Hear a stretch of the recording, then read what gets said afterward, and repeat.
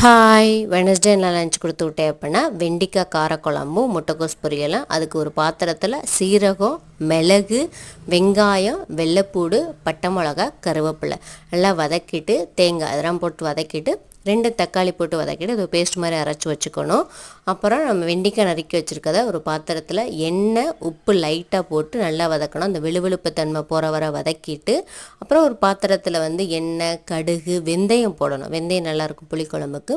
வெந்தயம், வெங்காயம், கருவேப்பிலை நல்லா வதக்கிட்டு நம்ம அரைச்சி வச்சுருக்க பேஸ்ட் இருக்குல்ல அதையும் ஊற்றிட்டு நல்லா அந்த வதக்கின பின்னாடி நம்ம புளி ஊற வச்சு கரைச்சி வச்சுருக்கோம். அந்த புளி தண்ணியை ஊற்றிட்டு மிளகாப்பொடி மிளகாப்பொடி நம்ம வீட்டில் அரைச்ச மிளகாப்பொடி தான், அதையும் போட்டு நல்லா கொதிக்க விடணும். அந்த கொதி வந்த பின்னாடி நம்ம வதக்கி வச்சுருக்க வெண்டிக்காயும் போட்டு நல்லா வத்திருச்சு அப்படின்னா குழம்பு ரெடி ஆயிரும். இந்த முட்டைக்கோசுக்கு என்ன அப்படின்னா அந்த பாசிப்பருப்பு இருக்குல்ல அதை கொஞ்ச நேரம் முன்னாடி ஊற வச்சோம் அப்படின்னா அந்த பாசிப்பருப்பு நல்லா வெந்துடும்.